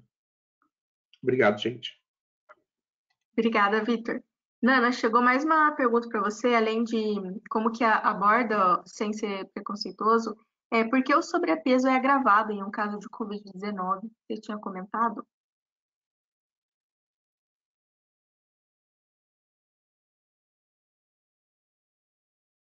Liga o microfone.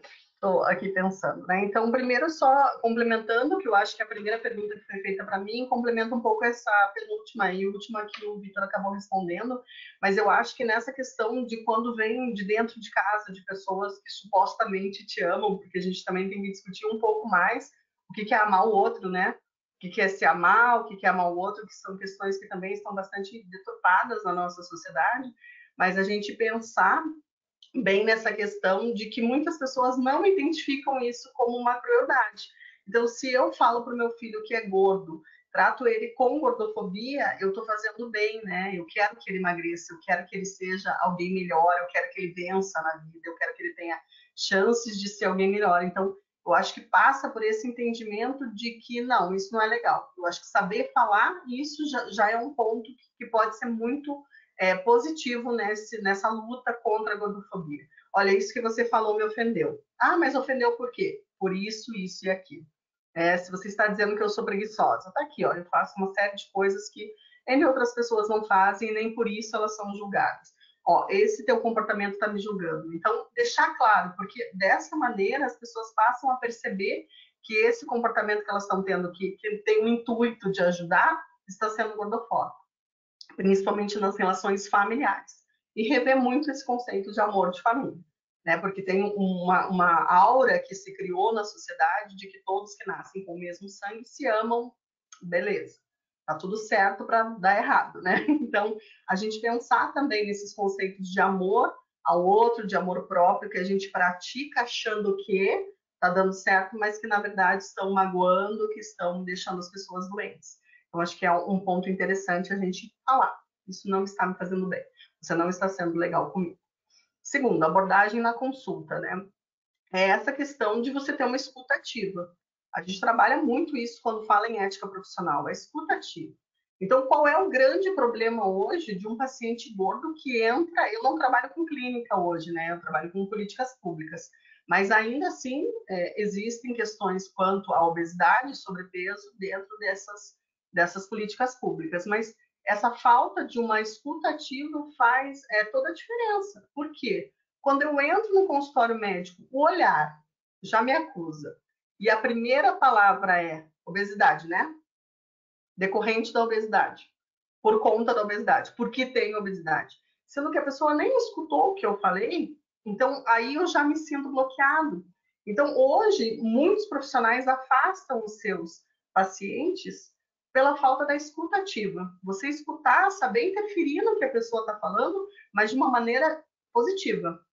Que você vai reforçar questões positivas e não apontar os erros da pessoa. Então, se eu quero, numa consulta médica, para resolver uma questão minha, ele tem que saber o tempo que eu vou levar para resolver isso, que não é do dia para a noite.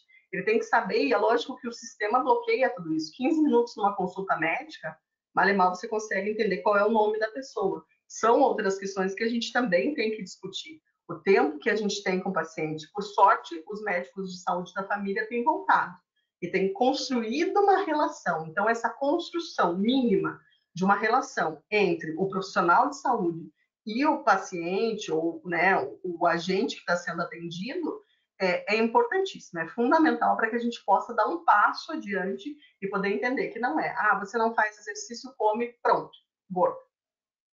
Não, a gente tem outras questões para trabalhar.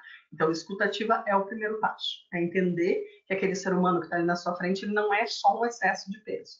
Ele tem uma série de outras coisas envolvidas e que elas precisam, sim, estar presentes nesse conceito amplo de saúde, né? E, por fim, a questão do sobrepeso na pandemia, né? Eu não li muitos estudos, né? Eu tô terminando meu mestrado agora, então tá uma correria, eu falo de políticas públicas e dieta neoliberal é outra coisa. Mas o que eu tenho visto de alguns estudos que eu li por cima é a questão da estrutura do vírus, né? Com a parte gordurosa dele que está facilitando a sua entrada e desenvolvimento nas células de gordura. Pelo excesso de células de gordura, a chance é maior de você conseguir. Mas aí eu estou dizendo de um estudo que eu li, não de todos. Eu acho que é interessante para quem perguntou dar uma pesquisada em artigos científicos mesmo que estão saindo.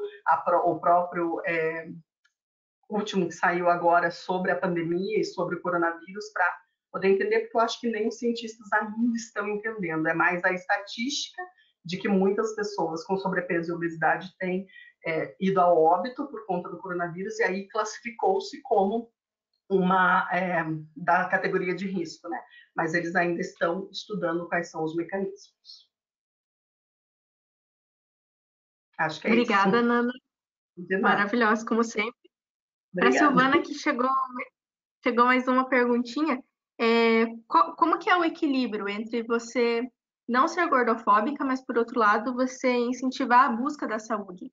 Qual que é esse equilíbrio?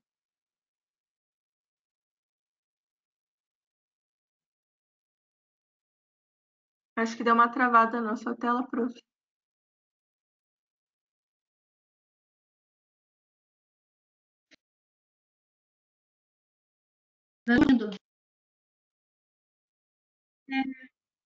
Pode repetir? Desculpa, vou repetir. Acho que foi a minha internet que travou. Como que esse limite? Como que é esse limite entre você ser gordofóbica, apontar a ser gorda como uma doença, mas, por outro lado, você buscar a saúde? Como que dá para fazer essa diferença? Você vê uma pessoa gorda, mas não porque você é preconceituoso, mas porque você está buscando a saúde. Existe essa relação? Como que é feita essa relação? Olha, eu não sei se eu sei responder isso honestamente, pelo seguinte. Eu acho que a gente durante as nossas formações, treinado para observar os corpos alheios, né? Então, Quem disse que eu tenho que me preocupar com o corpo do outro se ele está acima ou abaixo, ou enfim, com as características que esteja, se ele não me procurou para isso, né? Então, eu acho que o equilíbrio eu me sinto autorizada, eu estarei autorizada a fazer qualquer tipo de fala ou qualquer tipo de intervenção, se houver o interesse deste sujeito, dessa pessoa, na minha intervenção. Se não, qualquer outra coisa que eu fale ou que eu solte, eu estou correndo o risco de ser invasiva, no mínimo, né? Invasiva ou desrespeitosa com alguém, né?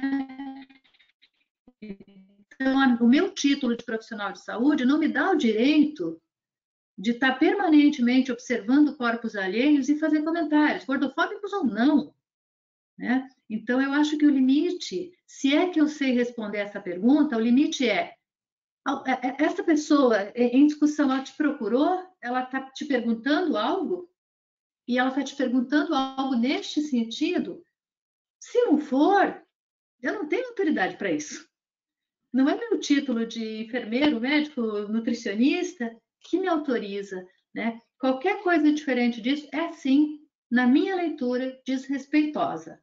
No mínimo desrespeitosa, no mínimo invasiva. Né? Acho que é isso.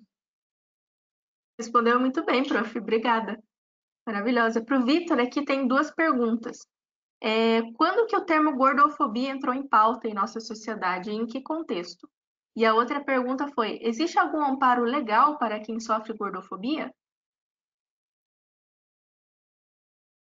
Gente, vocês me pegaram nessa.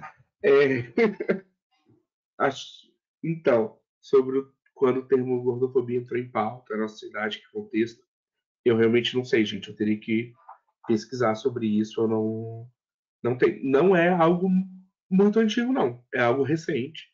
É algo novo, no máximo, não sei, olha, estou chutando. Eu posso estar completamente errado, mas acho que no máximo anos 90 para cá. Antes não existia isso, eu acho que entra em pauta agora também pelo aumento, né, de pessoas com sobrepeso, de pessoas gordas na sociedade, pelos vários motivos já listados pela Silvana, por mim, pela Nana. Já estou chamando de Nana porque já é minha amiga. Então, acho que por causa desses vários motivos houve, né, esse aumento de pessoas gordas na sociedade. Mas eu não sei mesmo quando iniciou. Sobre o amparo legal para quem sofre gordofobia. Não existe nada específico sobre isso, né? Existe um amparo legal para quem foi ofendido ou foi excluído de qualquer forma, né? Existe o... Não sei como é que está funcionando nesse governo, mas existe o Disque 100, que é o Disque de Direitos Humanos. Para você falar com a Damares, dá uma ligadinha para a Damares para ver se ela faz alguma coisa. Mas se você achar que você foi ofendido de alguma forma por causa disso, se você foi agredido e tudo mais, existem os crimes comuns, né? Existe a injúria, a difamação, para casos realmente graves que sejam questão de crime. Eu estou pisando em ovos nessa, gente, porque eu sou advogado, eu sou contra a criminalização de qualquer coisa, então eu estou pisando bem em ovos nisso. Mas eu acho que, enfim, se você se sentiu ofendido, você acha que foi ofendido, pode pedir danos morais também. E é uma forma de preconceito, né? As instituições têm que estar atentas a isso e dá para solicitar isso das instituições. Se foi dentro da faculdade, pedir para a faculdade tomar alguma providência, se foi em algum outro lugar, pedir providência para quem comanda aquele local. Eu acho que é isso, mas vai muito de cada caso. Acho que, não sei se respondi, mas qualquer coisa, gente. Ainda estou aqui, tem meu Instagram e tudo mais. Mas, Ju, deixa Obrigada, eu só complementar. Claro, Só complementando, então, essa informação do Vitor, a Madalena Pinheiro, que eu falei, coloquei ali no último slide, que depois eu te passo também em PDF para você passar para o pessoal, ela fala de um ativismo chamado Los Angeles, que na década de 70, na Argentina, Uruguai, na Espanha, já lutava contra a gordofobia. Mas ela coloca 2012 como marco de surgimento da palavra gordofobia. Então, 2012 tem esse marco de gordofobia como palavra, mas desde a década de 70 já vem esse movimento contra o preconceito aos corpos gordos, que no Brasil pipocou ali pela década de 90. Só Por isso que a gente precisa de uma pesquisadora aqui preparada, que já prontinha. A gente vai se ajudando. Muito obrigada, Nana. Obrigada aos três. A gente teve 3 palestras incríveis, maravilhosas. Aprendi um monte de coisa, levei altos tapas aqui na cara. E queria muito agradecer a vocês três, de verdade. Foram palestras muito bem elaboradas, muito bem incisivas. Eu estou bem feliz de ser uma das coordenadoras desse projeto. Eu também quero agradecer muito às outras minhas 4 coordenadoras do projeto, a Maiana, a Giovana, a Liette e a Ju, que me ajudaram nisso tudo aqui. E agradecer muito a vocês, gente. A gente teve uma altíssima adesão desse evento, eu fiquei bem feliz. E eu espero que vocês avaliem ali a nossa atividade, para quem sabe a gente até trazer uma segunda edição sobre isso. Então, é isso, gente. Eu estou extremamente grata e aqui no chat a gente está recebendo bastante coisa que os 3 palestrantes foram muito bem elogiados. Então, muito obrigada, gente, de verdade. A gente vai encerrar já. Qualquer coisinha, a gente mandou todas as redes sociais dos palestrantes, também até de pessoas a mais. E também tem o Instagram da IF para vocês seguirem, para ficarem atentos aos certificados se tiverem alguma dúvida. E daí é lá no Instagram da IF que eu vou postar os livros que a Nana ficou de me indicar, tá, gente? Então é isso, gente. Muito obrigada mesmo. Maju, posso só complementar um negócio? Claro.